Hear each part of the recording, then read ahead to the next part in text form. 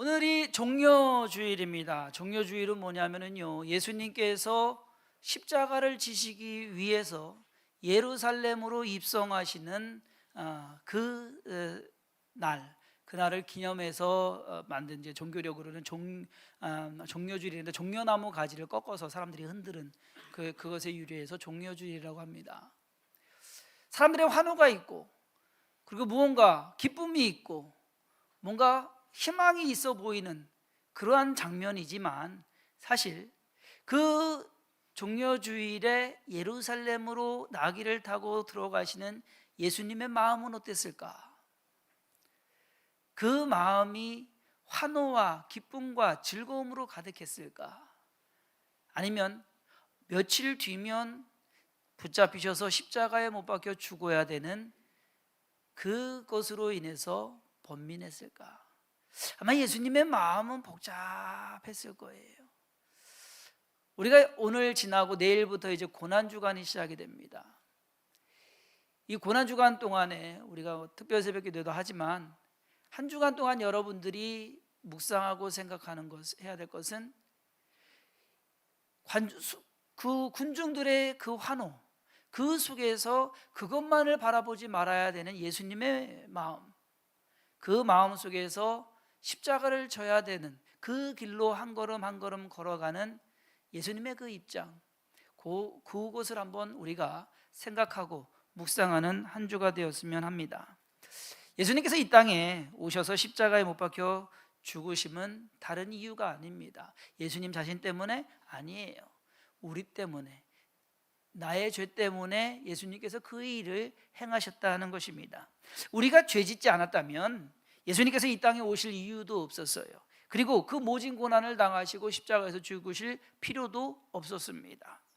단지 우리의 죄 때문에 예수님께서는, 하나님의 독생자 예수 그리스도께서는 이 땅에 오셔서 그 고난을 당하시고 십자가에서 죽으셨어요. 대신 죽은 겁니다. 나 대신, 우리 대신. 예수님께서 잡히시기 전날 밤에 오늘 우리가 함께 읽은 이 성만찬, 우리가 말하는 최후의 만찬을 제자들과 나누십니다. 그 자리에서 성만찬, 우리가 지금 행하는 성만찬을 행하게 되시는데, 이 성만찬은 두 가지로 크게 나눕니다. 하나는 떡을 떼는 것과 또 하나는 포도주를 같은 잔을 나누는 것, 함께 마시는 것, 이 두 가지로 되어 있습니다. 저는 오늘 나눔의 만찬이라는 제목으로 성만찬의 의미를 되새겨보는 그러한 시간을 갖고자 합니다. 성만찬에 있어서 첫 번째로 행한 것은 뭐냐? 떡을 떼신 겁니다. 예수님께서는 식사를 하시면서 떡을 떼어서 제자들에게 나누어 주십니다. 그리고 이렇게 말씀하십니다. 받아서 먹으라. 이것은 내 몸이니라. 여러분, 이 떡은 예수님의 몸을 상징합니다. 그러니까 우리 한국식으로 하면 떡 하면은 왜 여러분 끈적끈적한 그 떡이 생각이 나잖아요. 근데 그게 아니에요. 빵이라고 생각하면 오히려 좀 더 쉬울 겁니다. 이 빵은요, 이 떡은 뜯는 거예요. 찢는 거예요. 그러니까 성만찬 할 때는 여러분 이렇게 딱 요번에 전병돼 가지고서 해서 이렇게 딱 먹잖아요. 먹기 편하게. 원래는 그게 아니거든요. 그래서 그런 의미를 살리기 위해서 또 오늘은 조금 그래도 다른 빵을 사용을 했습니다.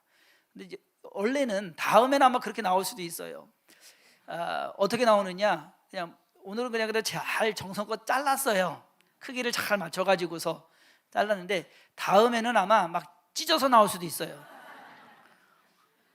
왜냐하면 원래가 이 빵을 찢는 거를 뜯어서 나누어 주는 그러한 의미거든요. 빵을 뜯어서. 왜 이 뜯는 거냐면요, 이거는 예수님의 몸을 뜯는 겁니다. 그러한 의미가 있기 때문에 그냥 단정하게 딱 돼가지고서 먹는 그러한 느낌은 사실상 아니란 얘기예요. 뜯어서 먹는, 원래는 하나의 빵을 서로 나눠서 뜯어서 먹는 그러한 의미가 있는 겁니다. 이 빵은 예수님의 몸을 상징하고요, 그래서 그 몸이 찢겨진다는 얘기입니다. 왜 예수님의 몸이 찢겨져야 되느냐? 다른 것 아닙니다. 형벌 때문입니다. 죄의 형벌입니다. 우리는 우리의 몸으로 죄를 짓습니다. 그러기에 이 몸이 벌을 받아야 돼요. 아무리 여러분 벌 잘못한 거면은 벌금 내죠. 벌금 내서 지나가는 벌이 있지만 어떤 죄는요 벌금 내서 될 수가 없어요.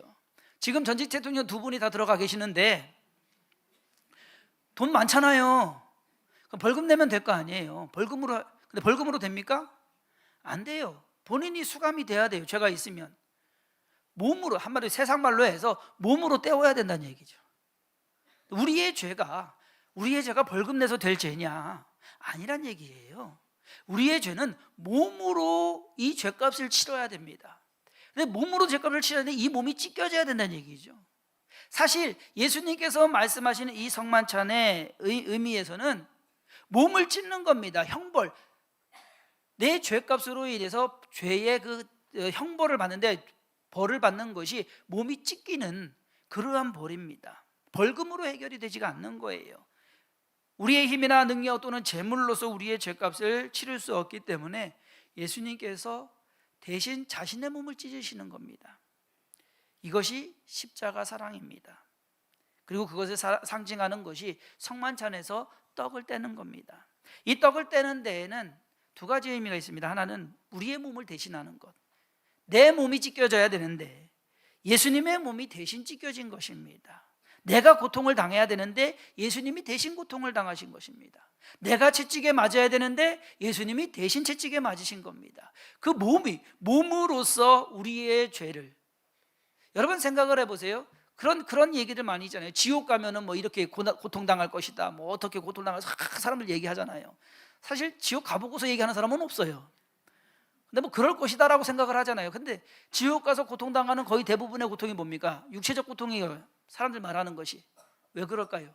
육신으로 죄를 지었기 때문에 그 육신이 고통을 당한다는 얘기죠. 그런데 주님께서는 그렇게 당해야 될 우리의 고통을 주님이 대신 당하셨다라는 겁니다. 그것이 성만찬 떡을 떼는 의미입니다. 두 번째는 자기의 것을 희생하는 것입니다. 무언가 대신한다는 거에는요, 내 거를 희생해야 돼요. 남의 것을 대신하기 하는데 내 것을 희생하지 않고서는 대신할 수가 없는 것입니다. 예수님께서 당신의 몸을 찢기까지, 십자가에 못 박혀 죽기까지 희생할 이유는 아무 이유가 없었어요. 그럴 필요도 없었어요. 그렇잖아요. 예수님은 우리랑 무슨 관계가 있는데? 아무 관계 없어요. 그런데 예수님께서 대신 그렇게 십자가에 못 박히시고 채찍에 맞으시고 피 흘리고 죽으셨다라고 성경은 기록하고 있습니다. 그리고 그 일은 이루어졌습니다. 왜 그럴까요? 다른 이유 없습니다. 성경은 분명히 말하기를 그냥 우리를 사랑해서, 하나님이 우리를 사랑하고 주님이 우리를 사랑해서 사랑하기 때문에 대신 죽었다라고 말합니다. 우리가 가치가 있어서도 아니고 우리가 잘나서도 아닙니다. 그렇잖아요. 여러분들 자녀들을 사랑할 때 잘생겨서 여러분 자녀 사랑합니까? 저기 공부를 잘하기 때문에 사랑합니까? 아니잖아요. 그냥 사랑하는 거잖아요. 하나님이 우리를 사랑하시는 건 잘나고 못나고가 문제가 아니에요. 잘하고 못하고가 문제가 아니에요. 그냥 사랑하시더란 얘기입니다. 그냥 사랑하시는 거. 이유? 나중에 천국 가서 물어보세요. 근데 하나님도 아마 그 이유는 그냥 내가 사랑하는데 뭐 이유가 있겠냐, 아마 그러실 겁니다. 이유는 모릅니다. 못생기고 못나고 무지하고 무식하고 무능하고 제대로 하는 것도 별로 없는데 그래도 하나님께서 사랑한다라고 말씀해요. 그 사랑을 나타내는 것이 예수님께서 자기의 몸을 찢으신 것이고 그리고 자기 몸을 희생하신 것이다. 사실 그것이 그렇게 쉬운 일은 아니었습니다. 그 고통 예수님은 예견하고 계셨고 그 죽음 예수님도 두려워하셨습니다. 그런데 그 길로 가시더란 얘기입니다. 이것이 몸을 찢는 겁니다. 몸으로 형벌을 받지 않으면 우리의 죄를 대신할 수가 없기 때문에 그 몸으로 십자가에서 죽으시는 겁니다. 두 번째로는 잔을 나누십니다. 포도주를 함께 마시는 것인데 떡을 떼어서 제자들에게 나눠주시고 먹게 하셨습니다. 그리고 나서 잔을 가지사 기도하시고 제자들로 하여금 마시게 하셨습니다. 사실 이 의미를 따져보면 아까 떡도 이렇게 빵도 찢어야 된다고 그랬잖아요. 다음엔 아마 그렇게 나올 수도 있어요. 큰 컵에 한 컵 돌릴 수도 있어요. 이렇게 잔 돌린다고 그러죠. 왜? 그런데 원래 성만찬의 의미는 그렇거든요. 빵 큰 거 하나를 찢는, 서로 나눠서 뜯어 먹는 그러한 의미고 잔을 가지고 돌려가면서 마시는 그러한 의미입니다. 너희가 다 이것을 마시라. 이것은 죄 사함을 얻게 하려고 많은 사람을 위하여 흘리는 바 나의 피 곧 언약의 피니라. 포도주는요 예수님의 피를 의미합니다. 그 피는 죄사함을 의미합니다. 피로 값을 준 거예요. 돈으로 줄 수가 없기 때문에, 다른 걸로 줄 수가 없기 때문에 피로만 값을 줄 수 있습니다. 이것은 하나님께서 정해 놓으신 법칙입니다. 구약에 보면 죄를 지은 사람이 소나 양을 끌고 옵니다. 소나 양을 끌고 와서 그 소나 양의 머리에 안수를 합니다. 죄를 전가시키는 거예요. 내 죄가 이 소에게, 이 양에게 갑니다. 내 죄를 다 전가시킵니다. 그래서 이 소가, 이 양이 대신 죽는 겁니다. 대신 죽을 때 이 소와 양의 피를 다 뺍니다. 그래야지만 됩니다. 피가 없이는, 피 흘림이 없이는 죄사함도 없느니라 라고 하는 것. 그런데 예수님께서 죽으실 때 피를 흘리신 것은 그냥 여러분 뭐 헌혈할 때 피 빼서 주는 거 그것이 아니에요. 그 피를, 그 몸에 있는 피를 다 쏟아야 됐습니다. 사실 십자가형이요 특이해요.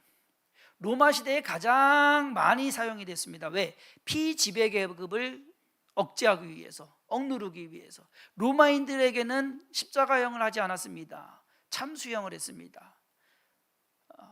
고통을 최소화하기 위해서. 로마 시민은.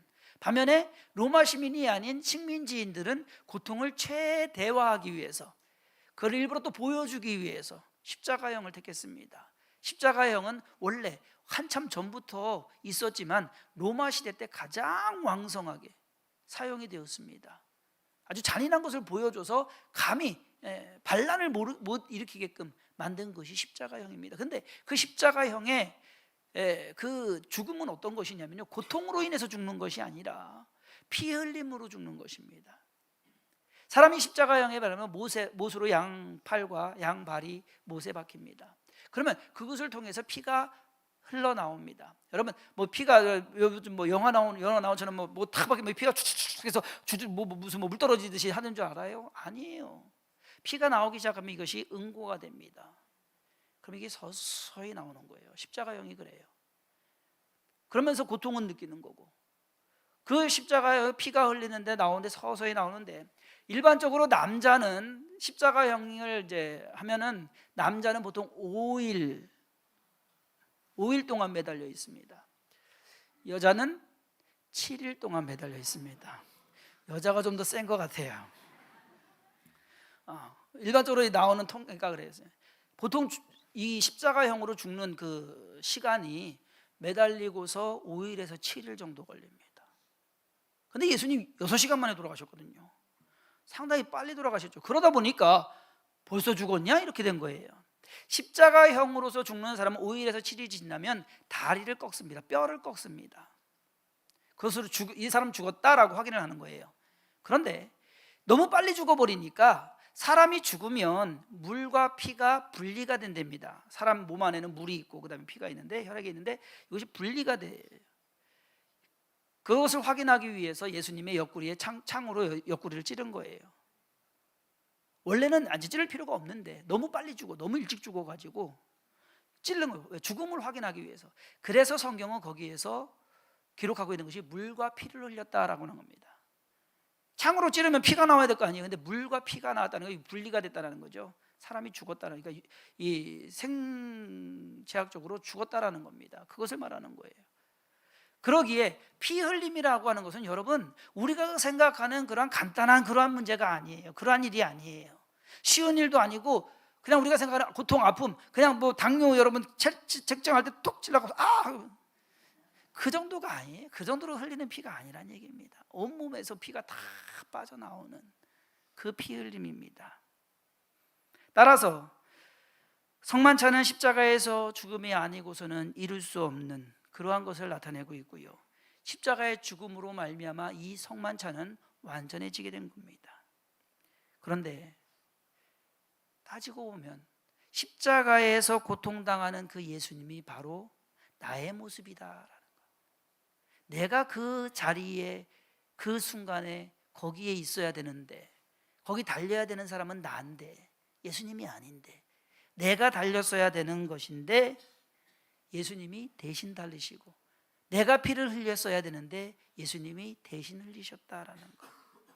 주님은 성만찬을 행하심으로 제자들로 하여금 주님을 기념하라라고 말씀하셨습니다. 여러분, 이 기념은요, 기억하라는 것이지만 또 이 기념하라는 것은 깨달으라 하는 것입니다. 또 이 기념하라는 것은 되새기라 하는 것입니다. 그리고 또 이 기념하라고 말씀하시는 것은 그렇게 살으라, 내가 그렇게 한 것처럼 너희도 그렇게 살으라 라고 말씀하시는 겁니다.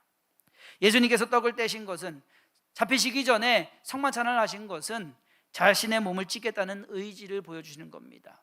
여러분, 예수님이요, 성만찬을 부활하시고 나서 하실 수도 있었어요. 내가 죽은 것이 이러한 의미가 있다라고 해서 성만찬을 부활하시고 나셔서 40일 동안 이 땅에 계셨습니다. 그때 하실 수도 있었어요. 근데 그때 안 하셨고 그 전에 하셨습니다. 이것은 뭐냐면 약속이에요. 내가 그렇게 하겠다, 앞으로 며칠 뒤면 내가 이렇게 될 것인데 내가 그렇게 하겠다라고 하는 약속입니다. 예수님께서 잔을 나누신 것은 자신의 피를 흘리겠다는 각오를 나타내신 것입니다. 따라서 성만찬을 할 때 우리는 주님의 희생과 사랑을 깨달아야 합니다. 그리고 그것을 기억해야 됩니다. 두 번째로 우리는 주님께 감사하는 마음을 가져야 됩니다. 성만찬을 통해서. 그리고 셋째로, 여기까지는 감사하는 마음까지는 가져요. 그리고 기도해요. 하나님 감사합니다, 주님 감사합니다. 그런데 한 가지가 더 있습니다. 그러한 주님의 희생과 사랑을 행해야겠다는 다짐을 해야 되고, 그리고 실천해야 될 줄 믿습니다. 왜냐하면 성만찬은 약속입니다. 이것을 행하여 나를 기념하라 라고 하는 것은 알고만 있지 말라라는 얘기예요. 너희도 그렇게 살아라 하는 얘기입니다. 주님이 우리에게 하신 약속인 동시에 우리가 주님께 해야 할 또한 약속이기도 하다는 것입니다. 그래서 곰곰이 생각해 봤습니다. 우리가 어떠한 삶을 살아야 되느냐, 감사하고 내 죄가 용서받은 것에 감사하고 하는 그것만으로 끝나는 것이 아니라, 무언가 주님이 나의 것을 대신하고 우리의 것을 대신했다는 것은 뭡니까? 우리의 연약함을 대신했다는 겁니다. 우리의 부족함을 대신 채워줬다는 겁니다. 우리가 할 수 없는 것을 주님이 대신했다고 하는 것입니다. 저와 여러분들이 해야 되는 것도 마찬가지예요. 무언가를 대신해야 되는 거예요. 그러다가 영상을 하나 제가 찾았는데요, 우리 영상 좀 준비해 봐 주세요. 지난 동계올림픽 패럴림픽에서 스키 선수가 있는데, 스키 선수는 시각장애인이에요. 잘 안 보여요. 시각장애인이 어떻게 스키를 타느냐 이거죠. 근데 가이드 러너가 있습니다. 이름도 참 이뻐요. 고운소리. 고운소리인데 이 가이드 러너가 먼저 가요. 먼저 가면서 소리를 질러요. 틀어주시기 바랍니다.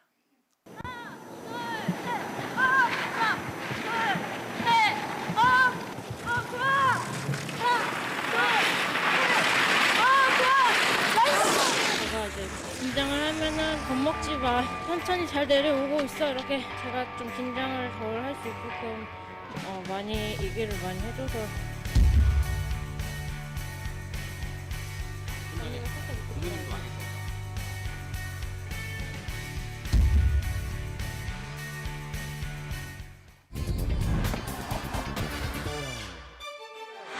Welcome along to the Johnson Alpine Series, day 2 of the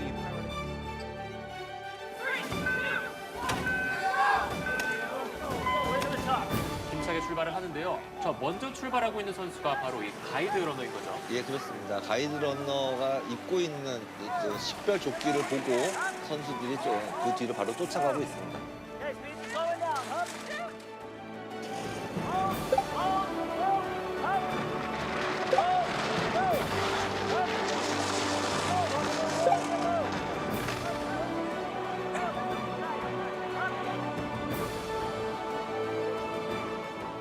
가이드랑 오랫동안 호흡을 맞춰왔고 열심히 준비했기 때문에 대림 언니의 눈이 되어서 언니와 여태까지 노력해왔던 3년 동안의 결실을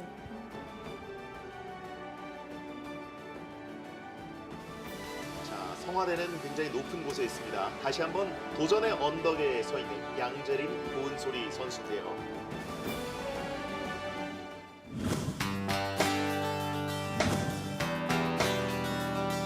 이어지는 이 선수, 대한민국의 양재림 선수입니다. 가이드는 고은소리 선수입니다. 안전하게 내려오고 있는 우리 대한민국의 양재림 선수. 현재 약간 사이가 간격이 좀 벌어진 모습이거든요. 예, 지금 다운할 때 무릎이 좀 붙여야 되는데요. 균형을 잃을 예, 뻔했습니다. 무릎을 많이 벌어지면 벌어질수록 기문을 벗어날 확률이 높습니다.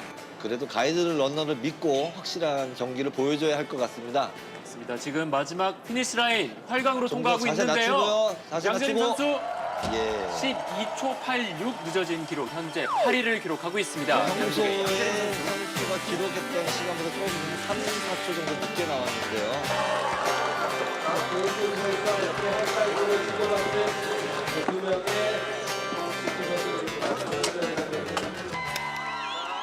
끼네요.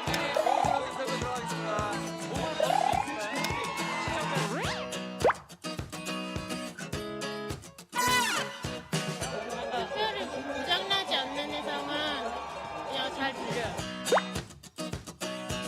제가 턴 시작, 턴 중간, 턴 마무리, 그다음에 업하는 구간까지 합쳐서 하나, 둘, 셋 업을 언니한테 외쳐주고 언니는 이제 잘 통과했다라는 의미에서 언니도 업이라고 같이 외쳐줘요. 그러면 이제 그리고 이제 경사 떨어지는 곳 같은 경우에는 제가 먼저 사라져 버리면 언니가 보이지 않기 때문에 경사로 떨어진다던가 턱 떨어진다라고 말을 하면서 그러면서 간격 조절하면서 내려가는 식으로.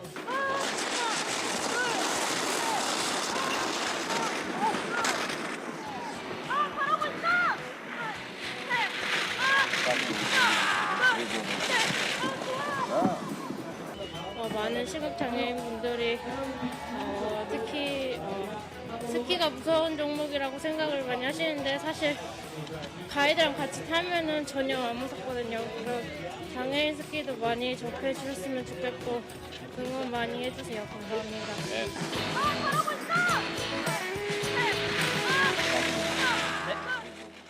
네, 감사합니다.